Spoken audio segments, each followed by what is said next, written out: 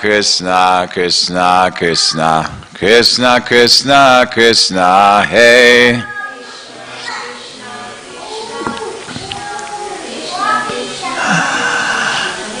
Krsna, Krsna, Krsna, Krsna, Krsna, Krsna, Raksha Mam.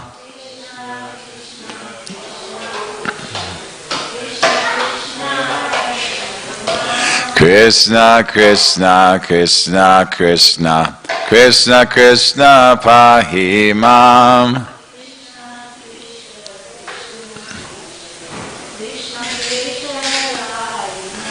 Rama Raghava, Rama Raghava, Rama Raghava, Raksha Mam.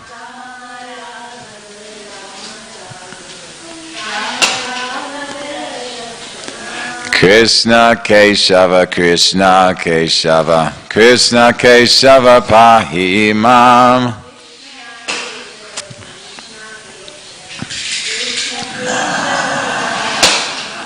Welcome, dear devotees, to the super excellent reading from the Krishna book, the Supreme Personality of Godhead, such as the dogs and the lower grades of people, such as the Chandalas, or the fifth class of men who are considered untouchable. They also may be given sumptuous prasadam. After nice grasses have been given to the cows, the sacrifice known as Govardhan Puja may immediately begin. This sacrifice will very much satisfy me. In this statement, Lord Krishna practically described the whole economy of the Vaishya community. In all communities in human society, including the Brahmanas, Kshatriyas, Vaishyas, Shudras, Chandalas, etc., and in the animal kingdom, including the cows, dogs, goats, etc., everyone has his part to play. Each is to work in cooperation for the total benefit of all society, which includes not only animate objects, but also inanimate objects like hills and land. The Vaishya community is specifically responsible for the economic improvement of the society by producing grain, by giving protection to the cows, by transporting food when needed, and by banking and finance. From this statement we learn also that although the cats and dogs, which have now become so important, are not to be neglected, cow protection is actually more important than protection of cats and dogs. Another hint we get from this statement is that the Chandalas, or the untouchables, are also not to be neglected by the higher classes and should be given necessary protection. Everyone is important, but some are directly responsible for the advancement of human society, and some are only indirectly responsible. However, when Krishna consciousness is there, then everyone's total benefit is taken care of. The sacrifice known as Govardhan Puja is observed in the Krishna consciousness movement. Lord Chaitanya has recommended that since Krishna is worshipable, so his land, Vrindavan and Govardhan Hill, is also worshipable. To confirm this statement, Lord Krishna said that Govardhan Puja is as good as worship of him. From that day, Govardhan Puja has been going on and is known as Anakuta. In all the temples of Vrindavan or outside of Vrindavan, huge quantities of food are prepared in this ceremony and are very sumptuously distributed to the general population. Sometimes the food is thrown to the crowds and they enjoy collecting it off the ground. From this we can understand that prasadam offered to Krishna never becomes polluted or contaminated, even if it is thrown on the ground. The people therefore collect and eat it with great satisfaction. The Supreme Personality of Godhead, Krishna, thus advised the cowherd men to stop the Indra Yagya and begin the Govardhan Puja in order to chastise Indra, who was very much puffed up at being the supreme controller of the heavenly planets. The honest and simple cowherd men, headed by Nanda Maharaj, accepted Krishna's proposal and executed in detail everything he advised. They performed Govardhan worship and circumambulation of the hill. Following the inauguration of Govardhan Puja, people in Vrindavan still dressed nicely and assembled near Govardhan Hill to offer worship and circumambulate the hill, leading their cows all around. According to the instruction of Lord Krishna, Nanda Maharaj and the cowherd men called in learned brahmanas and began to worship Govardhan Hill by chanting Vedic hymns and offering prasadam. The inhabitants of Vrindavan assembled together, decorated their cows and gave them grass. Keeping the cows in front, they began to circumambulate Govardhan Hill. The gopis dressed themselves very luxuriantly and sat in bull-driven carts, chanting the glories of Krishna's pastimes. The brahmanas, assembled there to act as priests for Govardhan Puja, offered their blessings to the cowherd men and their wives, the gopis. When everything was complete, Krishna assumed a great transcendental form and declared to the inhabitants of Vrindavan that he was himself Govardhan Hill, in order to convince the devotees that Govardhan Hill and Krishna himself are identical. Then Krishna began to eat all the food offered there.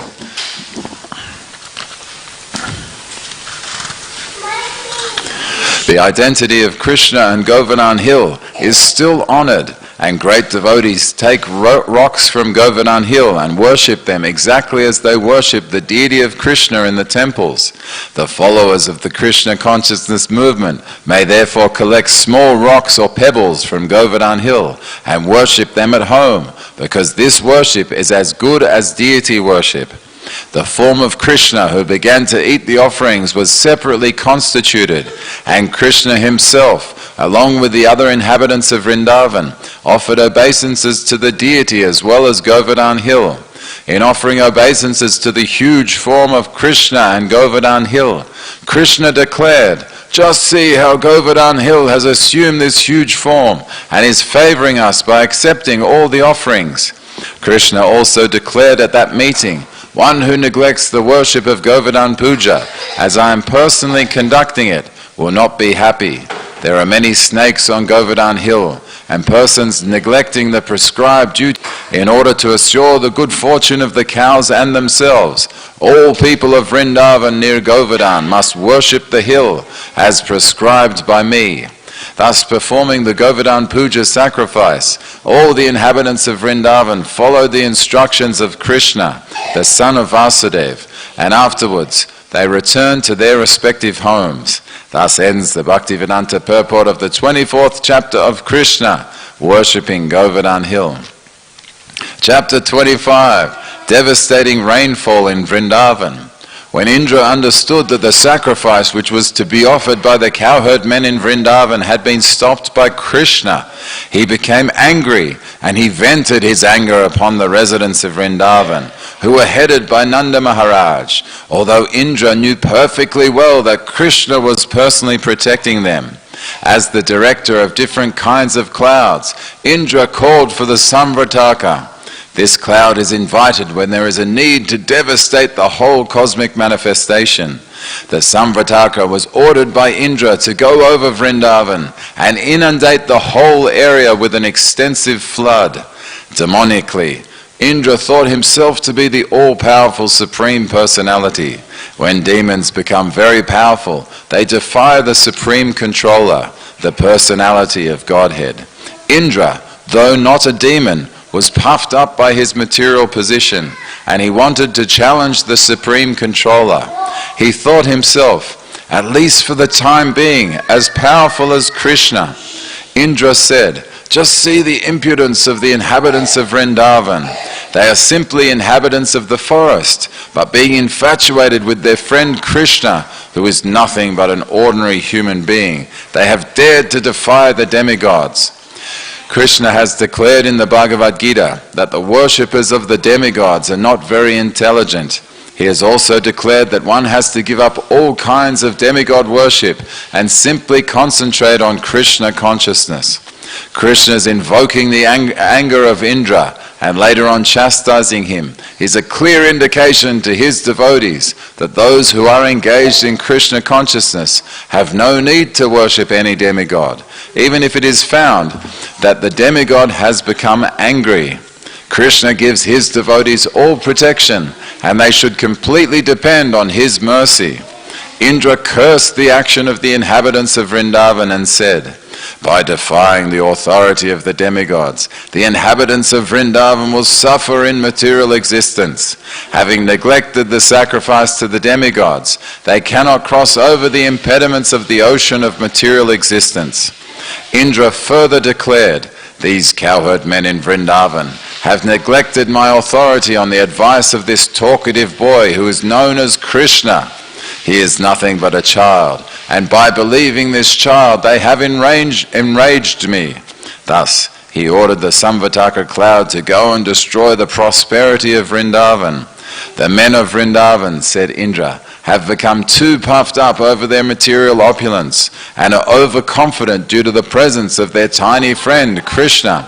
He is simply talkative, childish, and unaware of the complete cosmic situation, although he is thinking himself very advanced in knowledge. Because they have taken Krishna so seriously, they must be punished. They should be destroyed with their cows." In this way, Indra ordered the Samvataka cloud to go to Vrindavan and inundate the place. It is indicated here that in the villages or outside the towns, the inhabitants must depend on the cows for their prosperity. When the cows are destroyed, the people are destitute of all kinds of opulences. When King Indra ordered the Samvataka and companion clouds to go to Vrindavan, the clouds were afraid of doing this mischief. But King Indra assured them, "You go ahead, and I will also go, riding on my elephant, accompanied by great storms, and I shall apply all my strength to punishing the inhabitants of Vrindavan." Ordered by King Indra, all the dangerous clouds appeared above Vrindavan and began to pour water incessantly with all their strength and power. There was constant lightning and thunder, blowing of severe wind, and incessant falling of rain. The rain seemed to fall like piercing sharp arrows. By pouring water as thick as pillars, without cessation, the clouds gradually filled all the lands in Vrindavan with water, and there was no visible distinction between higher and lower land. The situation was very dangerous, especially for the animals. The rainfall was accompanied by great winds, and every living creature in Vrindavan began to tremble from the severe cold. Unable to find any other source of deliverance, they all approached Govinda to take shelter at his lotus feet. The cows especially, being much aggrieved from the heavy rain, bowed down their heads, and taking their calves underneath their bodies, they approached the Supreme Personality of Godhead to take shelter of his lotus feet. At that time, all the inhabitants of Vrindavan began to pray to Lord Krishna. "Dear Krishna," they prayed, "you are all-powerful, and you are very affectionate to your devotees. Now please protect us, who have been much harassed by angry Indra." Upon hearing their prayer, Krishna could understand that Indra, being bereft of his sacrificial honor, was pouring down rain that was accompanied by heavy pieces of ice and strong winds, although this was out of season. Krishna understood that this was a deliberate exhibition of anger by Indra. He therefore concluded, "This demigod who thinks himself supreme has shown his great power, but I shall answer him according to my position, and I shall teach him that he is not autonomous in managing universal affairs. I am the supreme Lord over all, and I shall thus take away his false prestige, which has risen from his power. The demigods are my devotees, and therefore it is not possible for them to forget my supremacy. But somehow or other, he has become puffed up with material power and thus is now maddened. I shall act in such a way as to relieve him of this false prestige. I shall give protection to my pure devotees in Vrindavan, who are at present completely dependent on my mercy, and whom I have taken completely under my protection. I must save them by my mystic power." Thinking in this way, Lord Krishna immediately picked up Govardhan Hill with one hand, exactly as a child picks up a mushroom from the ground. Thus, he exhibited his transcendental pastime of lifting Govardhan Hill. Lord Krishna then addressed his devotees, "My dear brothers, my dear father, my dear inhabitants of Vrindavan, you can now safely enter under the umbrella of Govardhan Hill, which I have just lifted. Do not be afraid of the hill, and think that it will fall from my hand. You have been too much afflicted from the heavy rain and strong wind. Therefore, I have lifted this hill, which will protect you exactly like a huge umbrella. I think this is a proper arrangement to relieve you of your immediate distress. Be happy along with your animals underneath this great umbrella.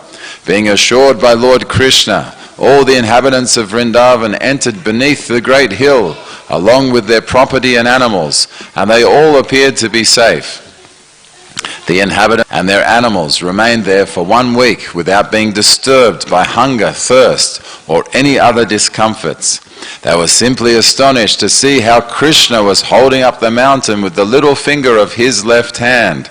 Seeing the extraordinary mystic power of Krishna, Indra, the king of heaven, was thunderstruck and baffled in his determination. He immediately called for all the clouds and asked them to desist. When the sky became completely cleared of all clouds and there was sunshine again, the strong wind stopped.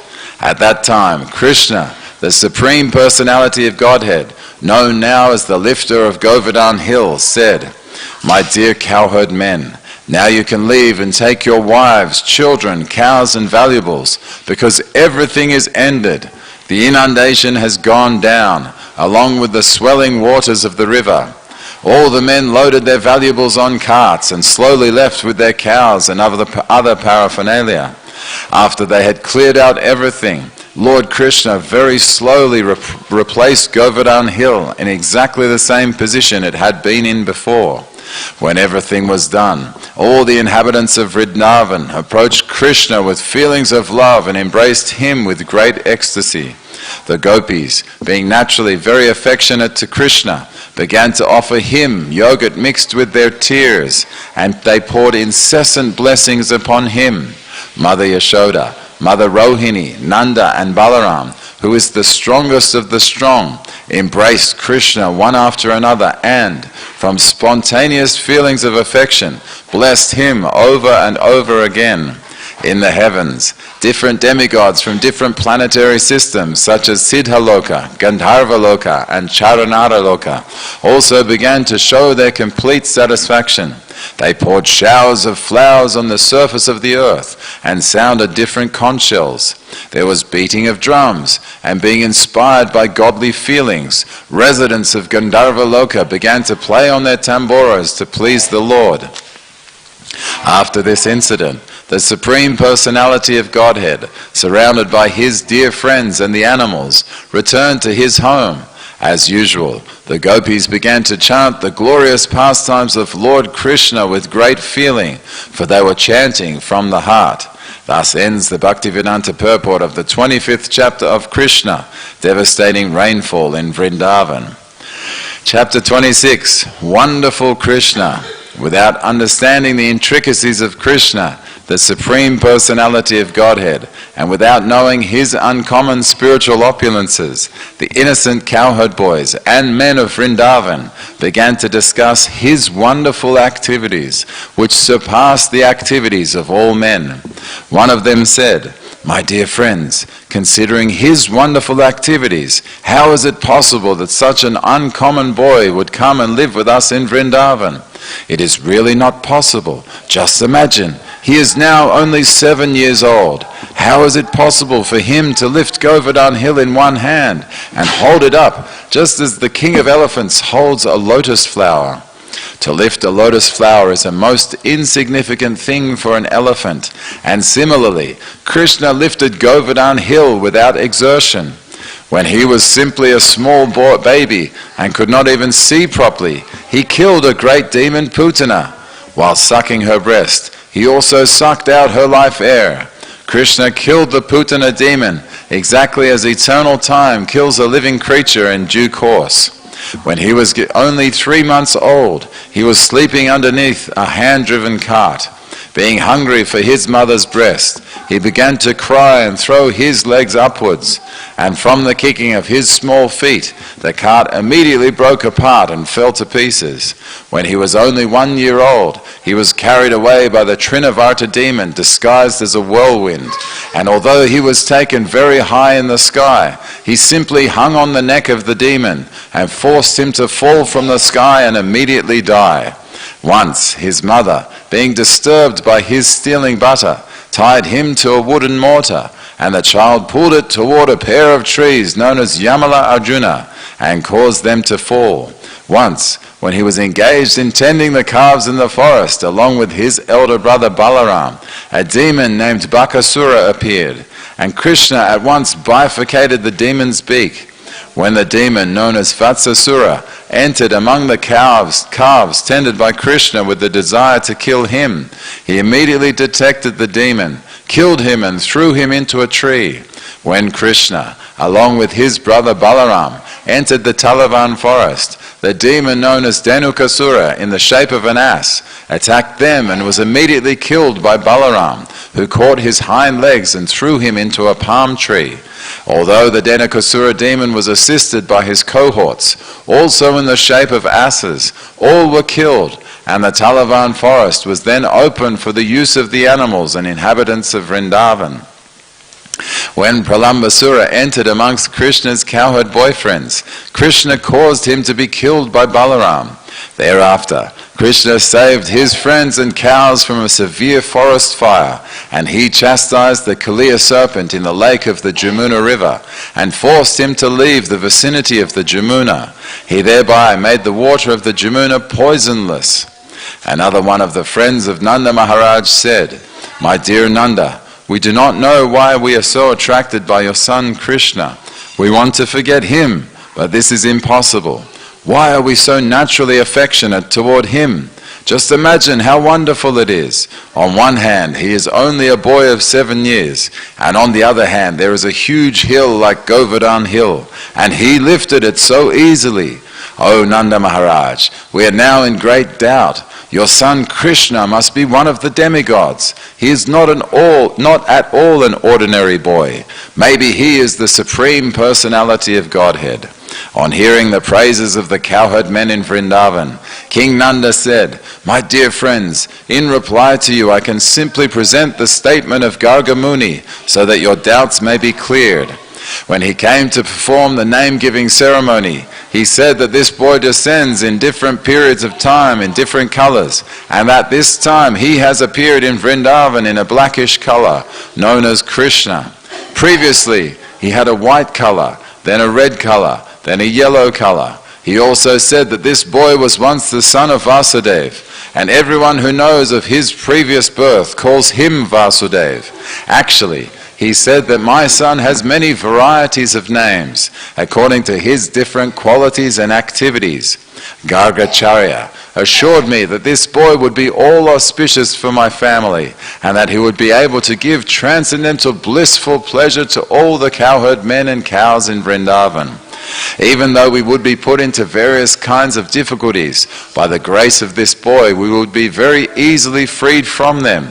He also said that formerly this boy saved the world from an unregulated condition, and he saved all honest men from the hands of the dishonest thieves. He also said that any fortunate man who becomes attached to this boy, Krishna, is never vanquished or defeated by his enemy.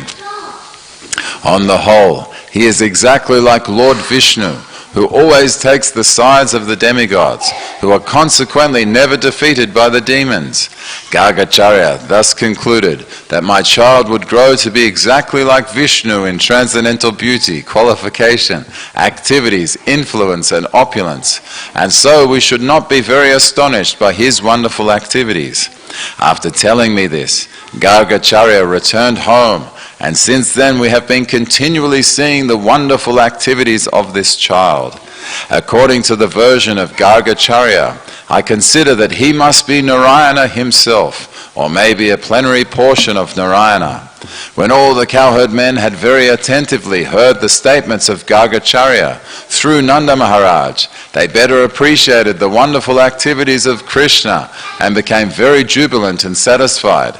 They began to praise Nanda Maharaj because by consulting him their doubts about Krishna were cleared. They said, "Let Krishna, who is so kind, beautiful and merciful, protect us."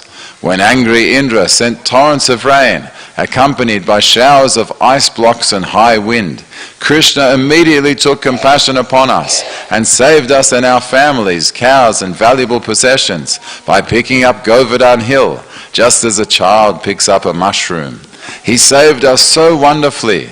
May he continue to glance mercifully over us and our cows. May we live peacefully under the protection of wonderful Krishna. Thus ends the Bhaktivedanta purport of the 26th chapter of Krishna, Wonderful Krishna. Chapter 27, Prayers by Indra, the King of Heaven. When Krishna saved the inhabitants of Vrindavan from the wrath of Indra by lifting Govardhan hill, a Sarabi cow from Goloka Vrindavan, as well as King Indra from the heavenly planets, appeared before him. Indra, the King of Heaven, was conscious of his offense before Krishna. Therefore he stealthily appeared before him in a secluded place. He immediately fell down at the lotus feet of Krishna, although his own crown was dazzling like sunshine. Indra knew about the exalted position of Krishna because Krishna is the master of Indra, but he could not believe that Krishna could come down and live in Vrindavan among the cowherd men. When Krishna defied the authority of Indra, Indra became angry because he thought that he was all in all within this universe and that no one was as powerful as he. But after this incident, his false, puffed up prestige was destroyed. Being conscious of his subordinate position, he appeared before Krishna with folded hands and began to offer the following prayers.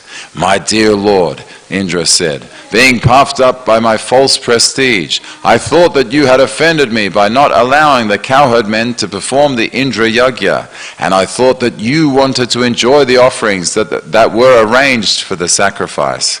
I thought that in the name of a Govardhan sacrifice, you were taking my share of profit, and therefore I mistook your position. Now by your grace, I can understand that you are the Supreme Lord, the personality of Godhead, and that you are transcendental to all material qualities.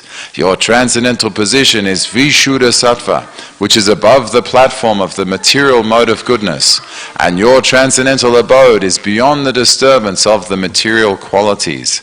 Your name, fame, form, qualities, paraphernalia and pastimes are all beyond this material nature, and they are never disturbed by the three material modes. Your abode is accessible only for one who undergoes severe austerities and penances and becomes completely freed from the onslaught of material qualities like passion and ignorance. If someone thinks that when you enter within this material world, you accept the modes of material nature, he is mistaken. The waves of the material qualities are never able to touch you, and you certainly do not accept them when you are present within this world. Your lordship is never conditioned by the laws of material nature. My dear Lord, you are the original father of this cosmic manifestation. You are the supreme spiritual master of this cosmic world, and you are the original proprietor of everything. As eternal time, you are competent to chastise offenders.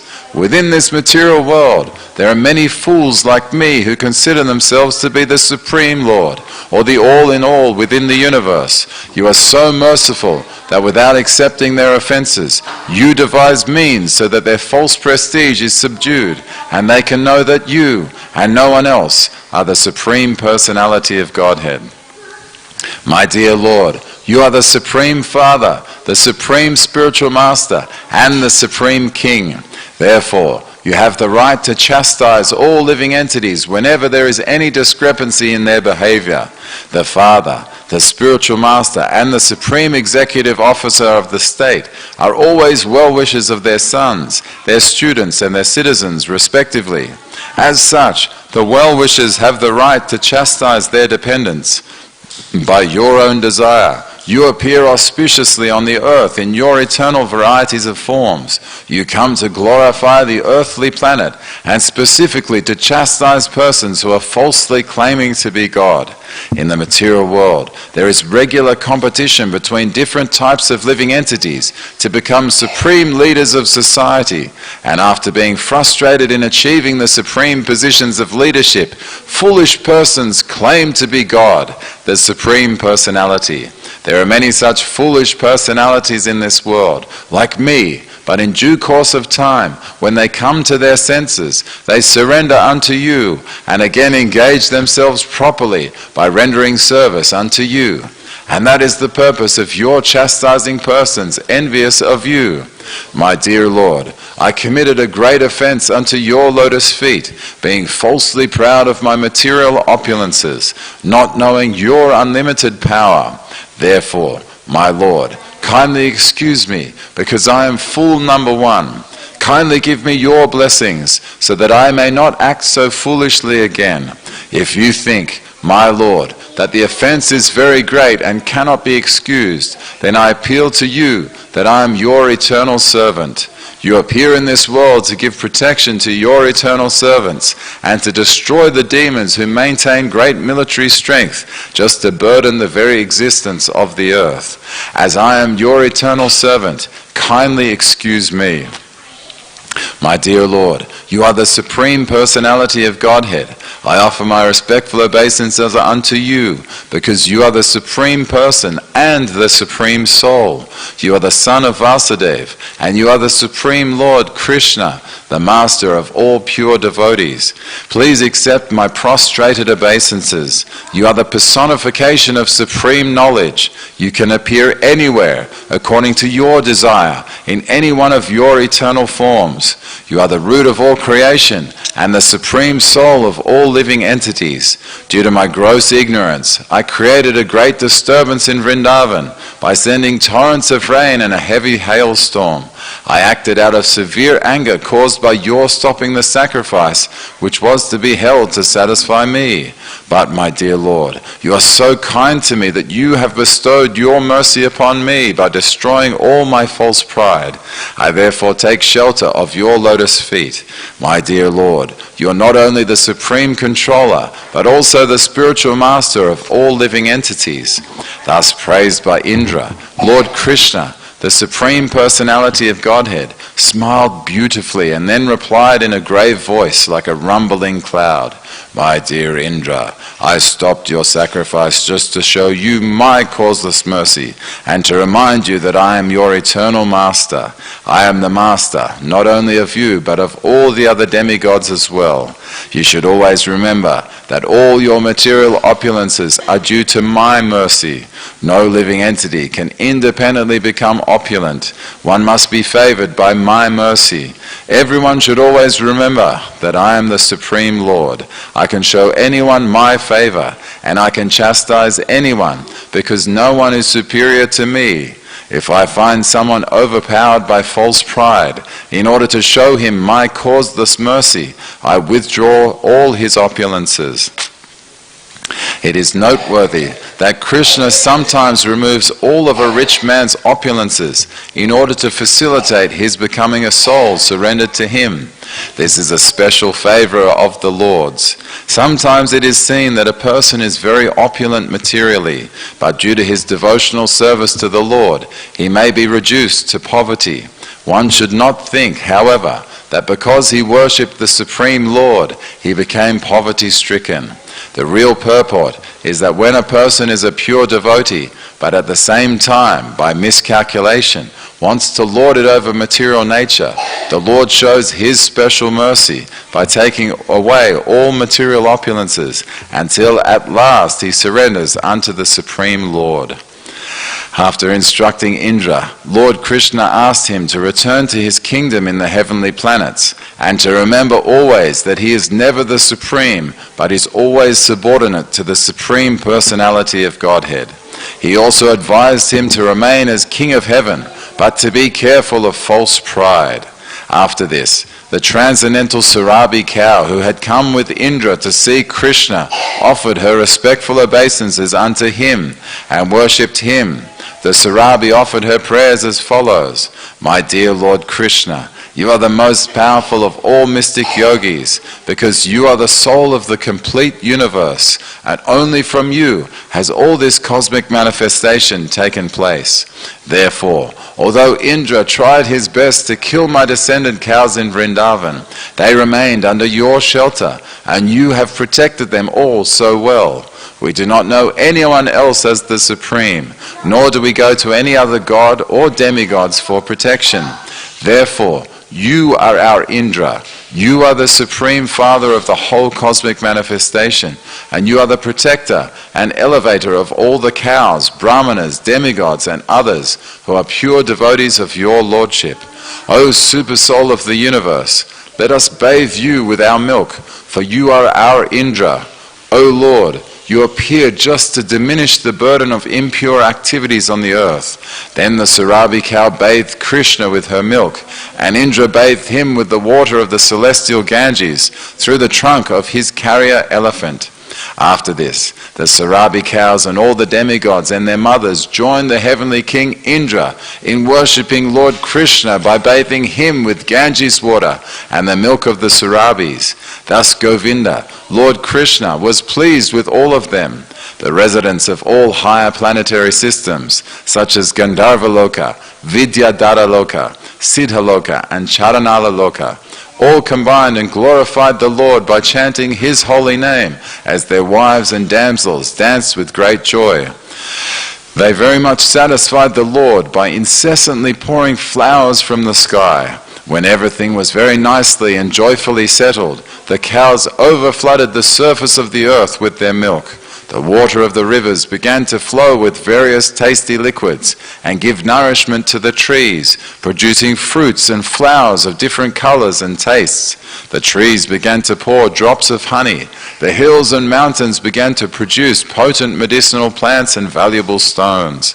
Because of Krishna's presence, all these things happened very nicely, and the lower animals, who were generally envious of one another, were envious no longer. After satisfying Krishna, who is the Lord of all the cows in Vrindavan, and who is known as Govinda, King Indra took his permission to return to his heavenly kingdom. As he passed through cosmic space, he was surrounded by all kinds of demigods. This great incident is a powerful example of how Krishna consciousness can benefit the world. Even the lower animals forget their envious nature and become elevated to the qualities of the demigods. Thus ends the Bhaktivedanta purport of the 27th chapter of Krishna, prayers by Indra, the king of heaven. Chapter 28, releasing Nanda Maharaj from the clutches of Varuna. The Govardhan Puja ceremony took place on the new moon day. After this, there were torrents of rain and hailstones imposed by King Indra for 7 days, 9 days of the waxing moon having passed. On the 10th day, King Indra worshipped Lord Krishna, and thus the matter was satisfactorily settled. After this, on the 11th day of the full moon, Ekadashi, Maharaj Nanda observed fasting for the whole day, and just early in the morning of the next day, Dvadashi, he went to take a bath in the river Jamuna. He entered deep into the water of the river, but he was arrested immediately by one of the servants of Varunadev. This servant brought Nanda Maharaj before the demigod Varuna and accused him of taking a bath in the river at the wrong time. According to astronomical calculations, the time in which he took a bath was considered demoniac. The fact that Nanda Maharaj wanted to take a bath in the river Jamuna early in the morning before the sunrise, but somehow or other he was a little too early and he bathed at an inauspicious time. Consequently, he was arrested. Srimad Bhagavatam ki, reading of Sri Krishna book ki, Abhay Charanaravinda Bhaktivedanta Swami Srila Prabhupada ki, Jai. Jai Jai Shri Radhe Gopinath. Jai Prabhupada.